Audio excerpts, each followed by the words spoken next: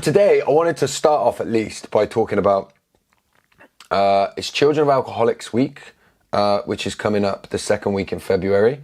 So I wanted to get into talking a little bit about that actually at the beginning, because I posted something yesterday that seemed to resonate with a few people. So I want to really get into talking about that and actually talk a little bit about addiction in general and my experiences of it, and why I think it's important to make sure that we remember and still recognize exactly what addiction is, because I think sometimes it can get lost in the conversation. So I wanted to talk about that, but I want to primarily or predominantly at least start off by talking a little bit about some of the Children of Alcoholics stuff, because I think it's really important. And I think actually that we exist in a society now where children's voices largely go unheard. If you look at like the last year or two, as we've come out the back of COVID, what I've noticed particularly is that nobody remotely talked about children and what it means for them and the impacts that it's going to have on them. They're sort of left out of the conversation completely. And I think it happens in general. You know, this is one of the problems I think in the mental health conversation, the way that we talk about mental health. All the solutions that I see, all of them, like that I see, particularly like in the professional space, as trying to solve the mental health problem, whatever that is, for what we see. None of them talk about investing in children and bringing community back to children and helping children to feel empowered so that they might grow up more emotionally literate and understanding of the ways that they feel. Everything is about like therapy and training and make people know what mental health is and all of that kind of stuff. And look, all of that's great, and I'm not saying that it's not needed or doesn't help. Like, I think everybody should at least try therapy, right? But that is the solution to the problem, rather than actually saying how do we stop and try and prevent the problem. I do think that we need to really look at the increase in numbers of people that are identifying with some kind of mental health problem is how we frame it in today's world, and actually start to look at what's going on. Because I think it's too simplistic. I'm going off on a tangent here already, but I think it's too simplistic and too easy to just go, well, all of these people that were struggling used to never say anything about it at all and struggled in complete silence, and now they get to talk about it. So that's why the numbers have gone up. Like, I do think that that's obviously part of it. But if you look at a prime example, when Princess Diana came out and talked about her bulimia in the 90s, there was an explosion of people going to their GP and their doctor and finding out that they were suffering with bulimia. And so the original response was that, wow, you know, her talking about it has made all of these people that were suffering with bulimia in complete silence be able to come out and talk about it. Right? But actually, when you scratch the surface a little bit further and they started to do some more studies on it over the years, what they found is that lots of people turned to bulimia too as a result of seeing the attention and the support that Diana got as a result of her bulimia. So it created a way for them to communicate their distress, right? And I think we're seeing a lot of that today, right? I think we should at least explore the idea that a lot of people might be seeing that a way of communicating their distress is to wrap it up in a certain way that's kind of in a certain narrative or a certain ideal that's or even label, right, that we're hearing about today. Now, that's not to say that any of those labels or any of that are wrong, right? But what I'm saying is that when and I know this to be true for me, when I find a way to be able to communicate my distress, I latch onto it. It's the same as when I find a way to be able to soothe my distress, I latch onto it. And I've done that throughout my whole healing journey, by the way, starting with when I labeled myself as an alcoholic. That was the first thing I hung my hat on. The problem with that became that I would then put everything down to it. It started off with, well, I feel awful, but that's because I'm an alcoholic, right? So at first that gave me comfort. But eventually what it did is it actually began to perpetuate the problem, because rather than thinking what innate power and support can I find here to be able to work on the ways that I'm thinking and feeling, right? It's just the way that I am because I'm an alcoholic. And then that went steps further then, and I took that into my behaviors. So I would treat people a certain way, a not very good way, right?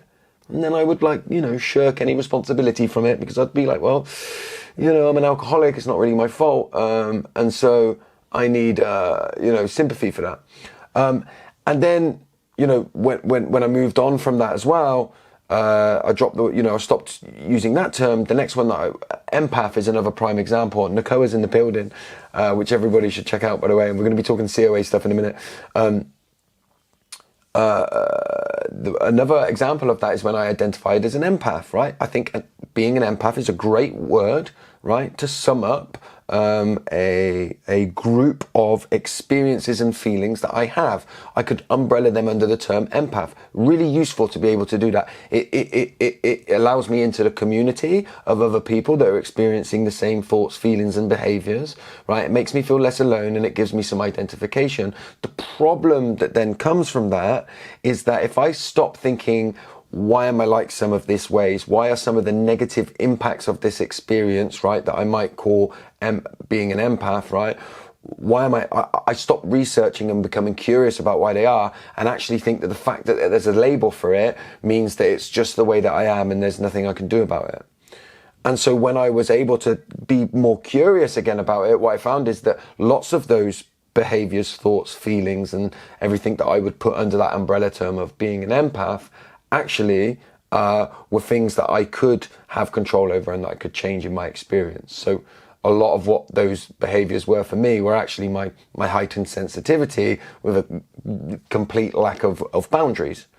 So when I moved away, I used that term to get all the positives from that, right? If I start to hang my hat on it too much, then I think it becomes a problem. And I see this particularly on my TikTok account, right? I will talk about how maybe I am this way. I will talk about how my life experiences have led me, I'll come back to the empath thing in a minute, how my life experiences have led me to feel a certain way. So I might talk about growing up in a chaotic home, and so loud bangs send me into fight or flight quickly. And what I see is often, that's one example of many, but people will come on and say, oh, this happens to me too. I used to think mine was trauma, but it turns out that it was, insert any list of disorder now that we label things. And it's not to say that those don't exist or that this person's experience is wrong. But if we think we are completely right about something, then we've killed our creativity, right? That's not my quote, it's somebody else's. Once we think we're right about something, absolutely right about something, we've killed our curiosity. And curiosity is absolutely vital on my healing journey. So I think it's really useful to have lots of terminology and lots of labels, right? Because it can be that entry point for me. Okay, I'll go back to empath because somebody's asked me to do that, right? Okay, what's being an empath? Then I research it and I'm like, wow, this is me. And then I go online and you look at the hashtag being an empath, and then you find all of these people with all of these same experiences as me, right? I find community, I find connection, I find understanding. There's a label, there's something that makes this tangible, right? I'm not broken, there's not something wrong with me. This makes sense. However, the problem then becomes if I go, well, this is just the way that I am and there's nothing that I can do about it. So it's a great entry point. It's a great thing to have. The problem is when there's no physical markers for something, right? When there's no physical markers for what I'm experiencing, then what I'm doing is I'm labeling a group of behaviors. So somebody else has put, no, I said you don't know what an empath is. An empathetic person is a supportive person, and they are a magnet to abusers, because they try to help the abuser. I don't think anybody's a magnet to an abuser, right? This is what I'm on about. I disagree with that. I don't think anybody's a magnet to an abuser. An empathetic person is a supportive person, and they are a magnet to abusers because they try to help the abuser. I think somebody with a distinct lack of boundaries, with high levels of empathy, is more vulnerable to being abused. But I don't think they're an abuser magnet. And we might be able to use the term empath to say that somebody with, and this is me, by the way, I wholly describe myself as this, highly empathetic, massively in tune, can feel shifts of energy in other people before they can feel them, right? So I have to have really strong boundaries. When I lack those boundaries and when I find those difficult, which I do, yeah, then I leave myself more vulnerable and more open to be able to be abused. Now I could umbrella term that as I'm just an empath and I'm just a magnet to abuse and there's no way that I can change it. Or I can go, what's going on here? Highly empathetic, right? Highly in tune with other people's feelings and emotions, and a lack of boundaries. So I'm unable to tune off from them. I find it difficult to say, this is your feeling, right? This is your responsibility. This is your trigger. And so I need to put myself first in this situation. If I have lack of boundaries in that sense, right, then I'm going to be more vulnerable, like I say, to that abuse. Now, I either say, well, I'm just an empath and it's just the way that I am. And so I just get, or I go, okay, I resonate with the empath traits. Let me look at them and see what I can change about it. So that's kind of how I see it. And listen, I'm not saying you're wrong and I'm right. I'm just saying this is my experience of it. Identification, then we feel identified and comfort. It sort of explains why everyone looks for explanations of their tendencies and then feels safety in their newfound identification. Yeah, exactly. Empowered empath again, which I think is great. And yeah, a lot of people agreeing with what I'm saying here about the empath stuff. And look, what I have to understand, and this leads into what I actually wanted to talk about today, and I've done 15 minutes talking about other stuff. A lot of my tendencies, behaviors, thoughts, and feelings, my belief and my experience when I become curious about my childhood, I can start to realize that I do believe that I was born with a high level of sensitivity, right? I do believe that. I believe that's like a personal thing inside of me. However, I think the problem is in my childhood, rather than having that sensitivity nurtured, rather than being in a safe system or a safe body of people that could help me to explore my sensitivity, to find ways to co-regulate with others, to make that feel safe, to make it feel like I could be attuned with other people and feel safe to do that, right? To create boundaries, right? Rather than having that, I grew up in an alcoholic home for those initial years, and so that sensitivity was scuppered, more than scuppered. Actually, it was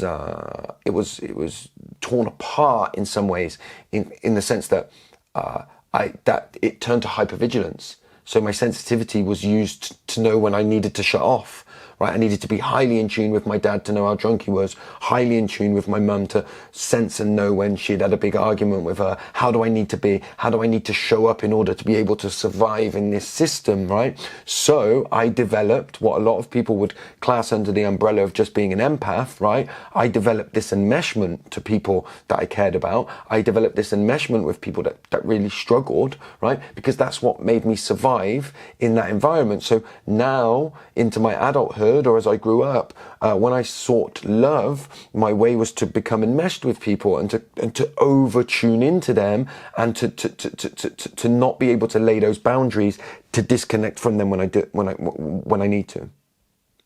And so the healing work for me, right, is one, I look at the word empath and I resonate highly with it, and lots of people are saying in the comments about how I then find people, I find community, I find a sense of belonging, I find all of that, but I don't stop there. I go, let me look at these traits, let me get curious about them, right? The ones that are causing me pain, the ones that create struggle in my life, what can I do with them? Am I going to just blindly accept that this is just the way that I am and that I'm just going to always be abused by people? Right? I'm always going to be abused. Or do I go, what can I do about this? And if I can get really curious about where it started, then maybe I may create some power in my life to be able to evolve and navigate the world in a new way. Or do I just accept the way that I am? Now, do you have a sibling that coped differently? Just curious. Yes, so there was 3 of us, and all 3 of us had completely different experiences. Really important to understand. Let's start at this point. No children are raised the same, particularly in a dysfunctional family environment. In fact, what happens is children take on children take on roles so that they can fit within the system. So I was highly sensitive, right? So I took on the role of being in tune with everybody. My sensitivity was used within this system to be very in tune with everybody so that I knew what was coming and I knew how to act. And so I obviously created a whole personality and a whole persona around how useful I was for everybody, how happy I could make people, yeah? Grew up to be an adult who felt completely character assassinated, yeah, if I couldn't make the people around me happy. Of course, that makes sense based on the role in which I took on. Now, within families, and I'm not going to tell my brother's story, but I can tell you that within family systems, you'll have the golden child, the one who does amazing, and everybody says we must be doing something right because look at them, right? Look how well they're doing. And then you have the scapegoat, and the scapegoat is the one that, rather than looking at the alcoholic themselves or the addict themselves or whatever dysfunctional behavior might be at the heart of the system, we don't want to look at that. That's all being swept under the carpet. So everybody takes their difficult emotions out on the scapegoat, right? On that child. And they have a sense, subconsciously at least, and a knowing that they need to do bad and be naughty, right? Because they fit in the family system by bringing that to the family, so the family gets to push their difficult emotions that they don't want to push onto the truth. They get to push it onto the scapegoat. Okay, so often this whole sibling thing is used as like, well, you're all raised the same and you're completely different, so it must be genetic. That's not true. It's not remotely true. All children are raised differently. Even, I don't care who you are, even in the most functional family environments. I've got 6 children myself. Adrian, good to see you, mate. I've got 6 children myself. I wish I could raise them the same. I wish they didn't all trigger me in different ways. I wish there wasn't one that seemed to be more heavily in tune with the parts of myself that I'm trying to run away from. And I wish that I didn't maybe raise my voice or lose my shit a bit more with them than I do perhaps the other one who doesn't trigger me in that way. That's the truth. And I'd like to think I'm as functional as I can be as a parent. But the reality is that we don't raise children the same. And blindly telling kids that all of the time is a problem. And actually, let's take that a little bit further, right? So let's come out a little bit away from the family for a second and look at how society exists, right? Now, this is important because if we look at how society exists and in the individualistic society that we live in, where we say to everybody, if you're struggling, the problem must be you, this is the same dysfunction that happens. Now, let me try and explain and show to you what I mean by that. We tell children, right? We tell children at school and we tell everybody, all individuals, right? You have the same chance of success in life as everybody else, right? In America, they call it the Great American Dream, right? Over here in England, and in the UK, we have this belief that you go to school and you all have the same chance. You're all raised the same, right? You've all got the same opportunity, right? And so if you make it to the end of your school years and into your young adulthood and you're not successful, and success, by the way, within the capitalist system in which we exist in, is to have lots of money, to be in a good high-powered job and to start to be able to own your home, right? Then we say to people, well, you've had the same chance as everybody else, so if you're not there yet, then the problem must lie within you. And so we take away things like luck, for example, chance, right? Those kind of things. But then we also take in the subcultures in which we exist in, right? And so somebody growing up in poverty, right, who might have experienced abuse when they're younger, right, is told that you had the same opportunity as somebody who grew up in a much more functionally family home where there's no money worries. And it ain't true, right? And so the person who grows up in poverty with a level of abuse around them, right, is told that, you've got the same amount of chance as everybody else at success and all that stuff. When they start feeling a level of distress, right, and they have what might be deemed as dysfunctional behaviors and ways of showing up to the world, well, then the world in general gaslights them and goes, well, look, you had the same chance as everybody else, right? Yes, you might have had it tough here and here, but loads of people have it tough. And so the problem must lie within you. And so the people in power, which is not just governments, but it's massive, powerful companies like Big Pharma, yeah, it's well within their interest to canoodle together and go, let's label this person's distress, right? Let's call it a mental health problem. And then the solution is to sell them mechanisms that make Big Pharma rich to be able to deal with them. So let's label them as the problem, make them the problem, let's pathologize it, help the Big Pharma to get rich, and the governments, the ones that are there to supposed to serve us, as we still seem to believe, right, don't actually have to do what's right, which is fund areas properly. We are in the UK, our current Prime Minister, and it's important you can't talk about people's mental health, if that's what we want to call it. You can't talk about it in isolation. You can't talk about it away from politics. The current Prime Minister in England, the current Prime Minister, was caught on camera before he was elected by his party, not everybody else. I don't care what party you talk about, by the way, I'm just talking about the one that happens to be in place now, was caught on camera saying, if I get into power, I will make sure I pull money away from the urban areas and put it back into the affluent areas. So we've literally got a Prime Minister, right, who openly says he wants to pull money away from urban areas, what he means is poor areas, and put it back into the affluent areas. And so then when these people grow up with more distress that we're now going to label as a mental health problem, not as a reaction to the bloody poor environment that this government has created for them, right? Or any government has created for them, complete distinct lack of funding for children over years and years and years. Nobody's gonna look at that. There's a mental health epidemic. And who gets rich off of that? The mental health epidemic. Because it ain't the people that need the money. And so that dysfunction, I believe, that we see within families, right, happens on a societal level too. Right? So, and then people are scapegoated in the same way. Do you understand what I'm saying?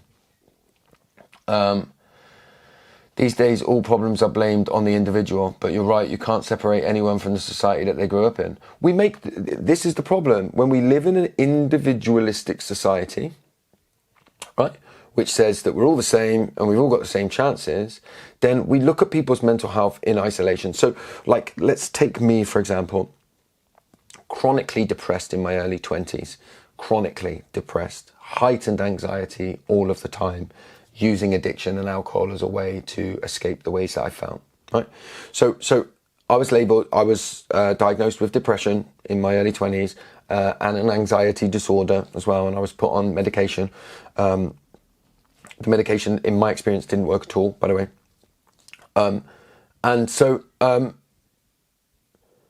When you look at me as an individual, the way that I was completely free of my environments that I existed in, I was a 21-year-old man, I had children, I had a house, I had a job, yeah? I was paying the bills, all of that kind of stuff, yeah? And you go, well, this guy has no need to be depressed, right? So there must be a problem within you. Nobody ever asked me about my childhood. Nobody ever asked me about that. And the truth be told, that even if they did ask me about my childhood, at that stage of my life, I was saying my childhood was completely idyllic. There was never ever a problem in there. Why? Because society tells you to do that.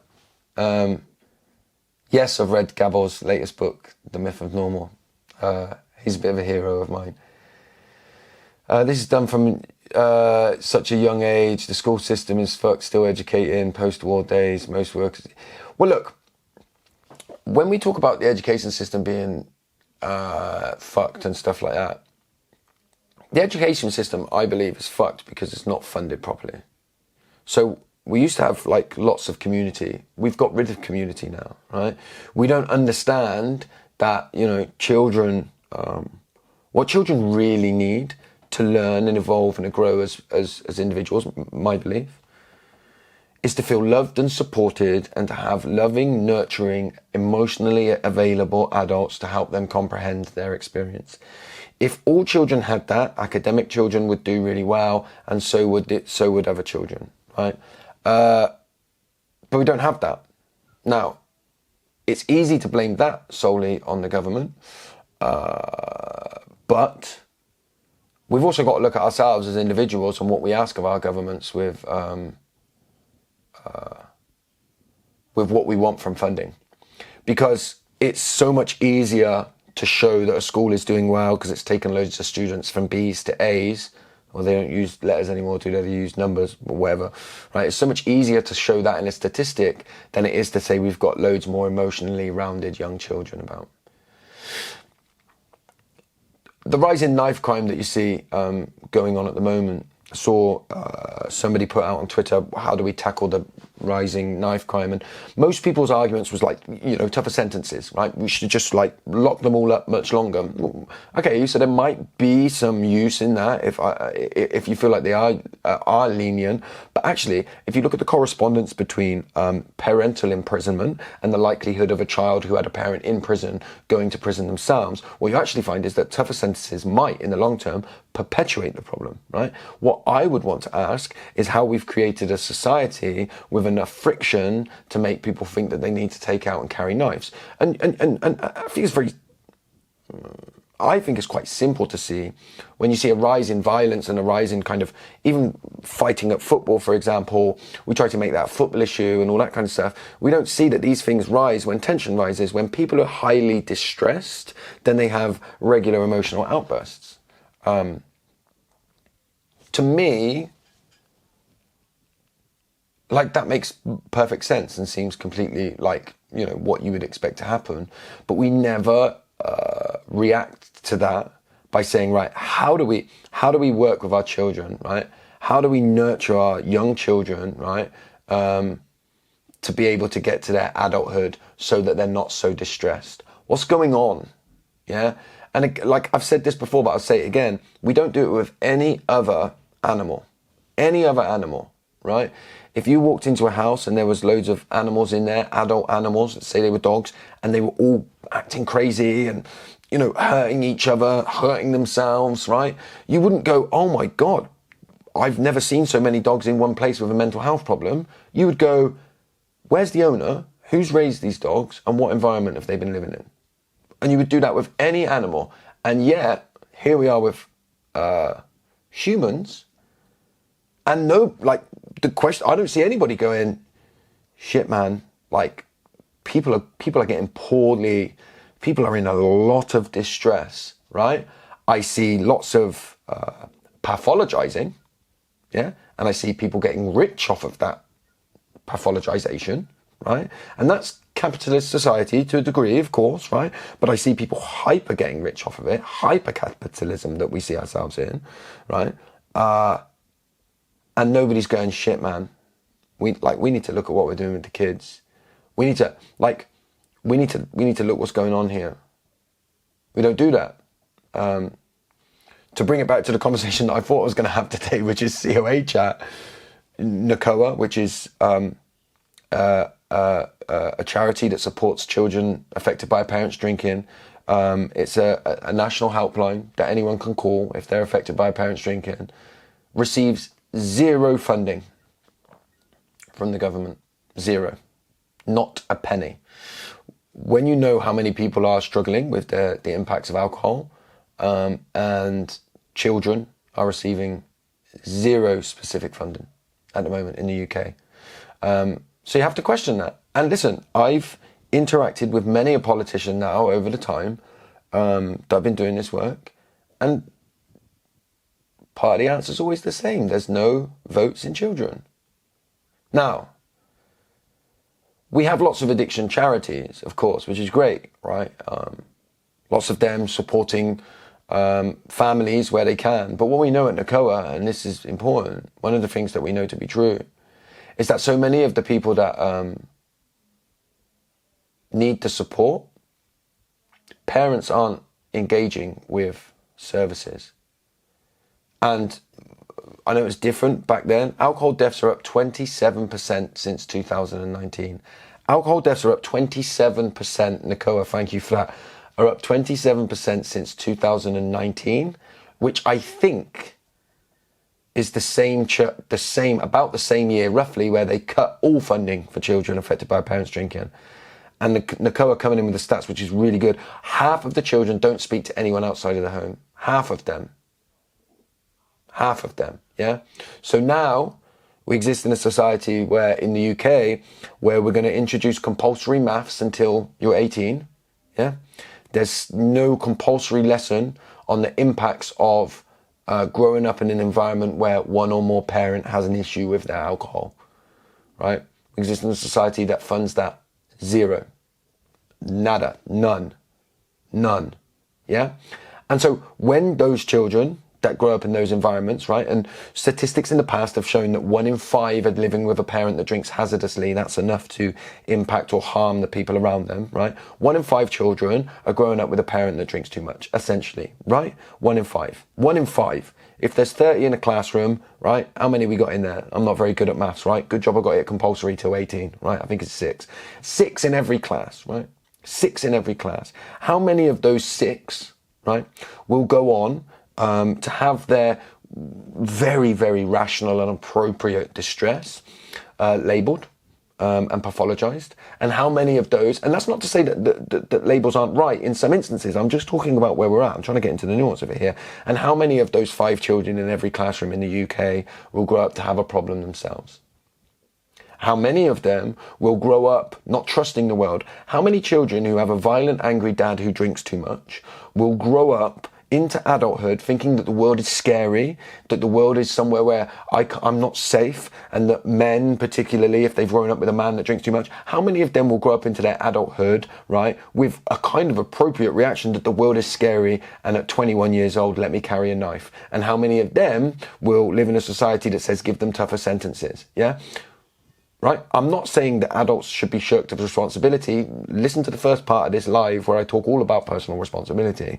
But we shouldn't be stood around scratching our heads when there's no funding whatsoever for a child that grows up with an alcoholic dad, right? Or an alcohol dependent dad, or use whatever terminology you want, I don't really care, right? There's zero funding for that child, right? We should not be scratching our heads when they reach adulthood desperately struggling with life, yeah? Because I'll tell you who's to blame for that. Yeah, because when any child reaches the age of 18 years old or adulthood without a better way to soothe their pain than drink or drugs, or one that reaches that and still finds the world so scary, yeah, whenever they reach that age, yeah, that's on us. Yeah, and thank you, Nakoa, again. Children of alcoholics are 3 times more likely to be in trouble with the police. So what's the solution? What's the solution? Is it fund children of alcoholics who are 3 times more likely to be in trouble with the police? Is it to fund them and give them an opportunity to get themselves on a good path? Or is it tougher sentences? Well, okay, maybe it's a mixture of both of the two to some degree, right? But when we're doing 0 on 1, right, why are we scratching our heads where we're at? This is like basic, yeah? This is basic. And yet, it's much easier for any government in power to not fund a charity like Nakoa that supports children who don't vote, yeah, and much easier to go, we're going to lock up people longer, yeah, and we're not going to mention the fact that a lot of our prisons in the UK are now private, yeah, so we get rich by building more prisons and all that. We won't talk about that, right? But don't worry about the kids that don't get any funding, yeah, right? Let's just come down on them tougher, or let's pathologize their distress instantly without creating the right environment for them to exist in. And I think this is why I think in the work that I've done, I've always tried to develop a bit of a frankness, and sometimes that goes into being brash. Sometimes I get on a pedestal and I should get my bloody ass off of it sometimes. And sometimes I say things that I don't mean, right? Never throw them back at me, because I'll never get rid of the passion for it. And what I do know is that when I come down off the soapbox sometimes, yeah, and I bring myself back to myself, I do regularly do enough work on myself to allow myself to be wrong. And you'll notice, anybody that's followed me for any period of time, my message changes a lot, right? As I, find out that I'm wrong about stuff.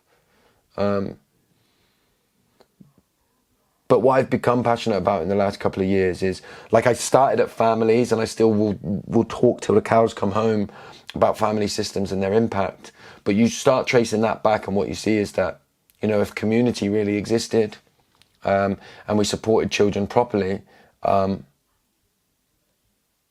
we'd create real difference. I think we'd create real difference, and I think one of the problems with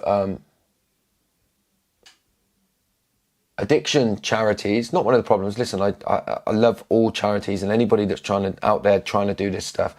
This is not calling them out, but still, largely, people believe that the solution for a child that lives with an alcoholic parent or I don't know the term, I can't keep up with it. I'm going to say alcoholic because that's what I call my dad, right?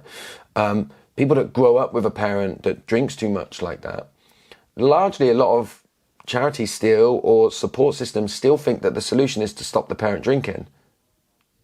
And that's not a solution. My dad died when I was 9 years old.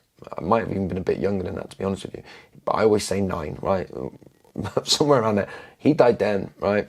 I then lived in a very healthy, functional system with my dad and with my stepdad and my mum, right? And so the problem was taken away. My internal struggle, the internal wounding got worse and worse and worse and worse. Why? Because as a family, we were never given any support. Never learned about it at school. We learned that drink and drugs were bad, right? And so I kind of had an understanding of what the world thought of me, but nobody ever gave me emotional support. Yeah? Because we don't give kids emotional support.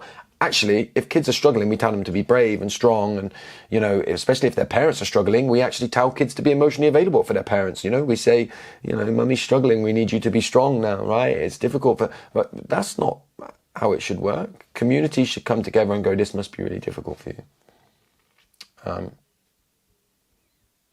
And you see that play out all of the time.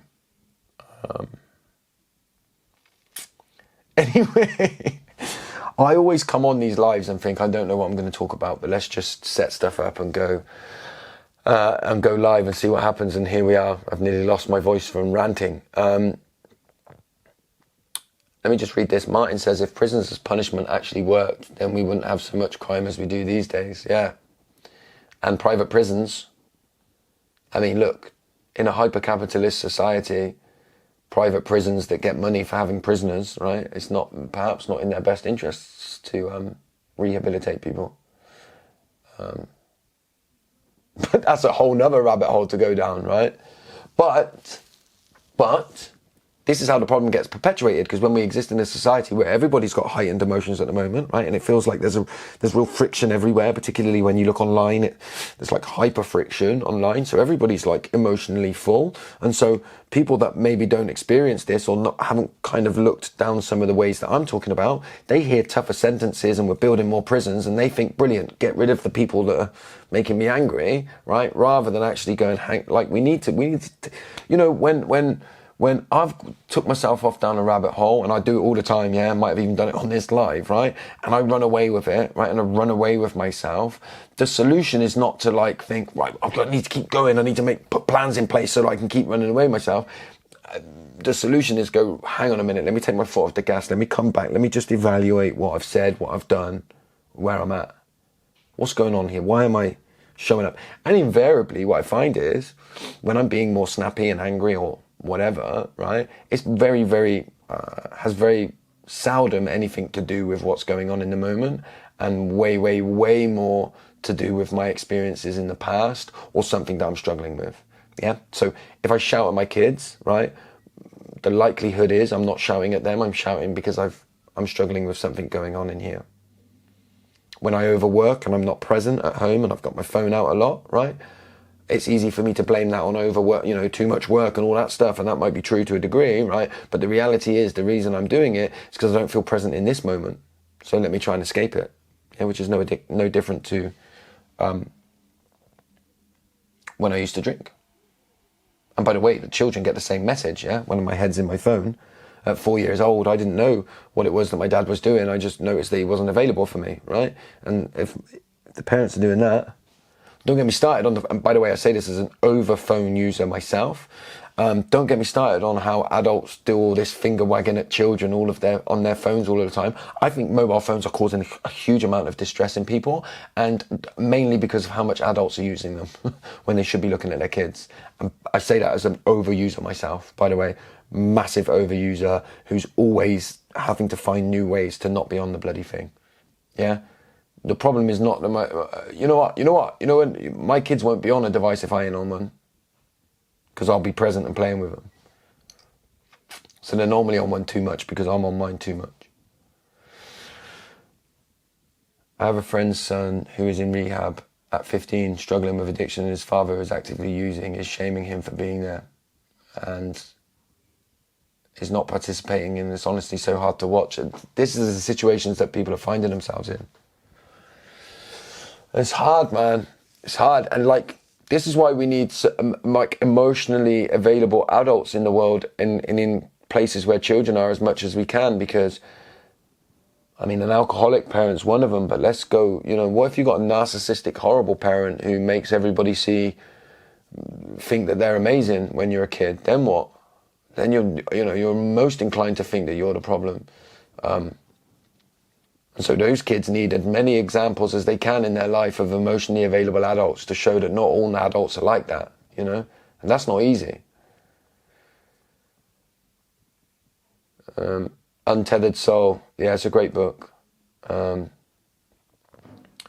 we block an emotion or feel away, that emotion gets blocked. Yeah, look, and listen, in Western culture at least, we are completely obsessed with trying to create a world where people don't feel pain. And I think it's half the problem. Suffering is coming, pain is coming, it happens, it's part of life, right? As horrible as it is, I wish it didn't, but it does. And I think it's dysfunctional to try and remove that, to think, let's, you know, if you're struggling in this way, let's change everything to make it you not struggle. Nah, let's come back to one another. Let's be there with each other. Let's try and make sense of our pain and our struggle. Let's try and be with each other. You're going to have to numb out sometimes. I don't care what anybody says. I know it's not Instagrammable spirituality to say that numbing out is, you know, you're going to have to do it every now and then. But I ain't reached the state where I ain't doing it yet, right? And in the hyper busy world that we live in at the moment, I think a bit of sort of numbing out with a bit of awareness that we're doing it is okay, right? I think everybody's doing it. And if people are saying they're not doing it, power to them, or I don't know, maybe they're spinning you a line. But you know, we need to be able to come. The solution is not to pretend that pain doesn't exist. It's not to scramble and try and get everybody to change and not say anything that makes anybody uncomfortable, and, you know, don't upset anybody, and that's upsetting them, so we need to remove it and stop doing it. Like, that's dysfunctional, I think. Let's come back together. Let's hear one another. Yes, I hear your experience. And yes, I don't want to deny your experience. It makes total sense that you're feeling that. And I want to support you in feeling that. Because struggle is inevitable. Pain is coming. And so we've got to find ways to navigate it and make sense of it. A mother who was alcoholic and had an affair but became born again and now keeps saying over and over that she has been forgiven. How about us, the kids who suffered through the violence? That's common, by the way. I mean, I posted that video yesterday about sobriety not being the solution, essentially, for children. And I think it's really important to understand that. You know, I always get a little, and I used to say this myself, like, my recovery has to come even before my children. And I'm a bit like, whoa. That might be the case at the beginning. That might need to be what you need to do at the beginning. But long term, you need to be making sure that you're doing it with the kids, right? You can't do it on your own. Sorry, you shouldn't be doing it, making the kids think that they, you know, that your recovery comes before that. Because if you, my son knocked on my door, which made me lose my train of thought. But the reality is that if a child thinks that alcohol comes before them, right, and now you've got this recovery thing and that comes before them, they get the same message, right? Which is, in and of myself, I ain't good enough and I need to do more. So if a parent needs recovery and healing, then their child needs it too, alongside and with them, but also separately too, to explore all the difficult stuff and to be able to say bad things about them. So yeah, 45 minutes. I'm going to leave it there. I better finish up. I can hear my son outside the door now as well. So I'm going to go and, spiritual man that I am, calmly ask him why he knocked on the door. Enjoyed this. Thank you. This will go in the normal places. It'll be on YouTube. Make sure you subscribe there. And it also finds its way onto my grid here.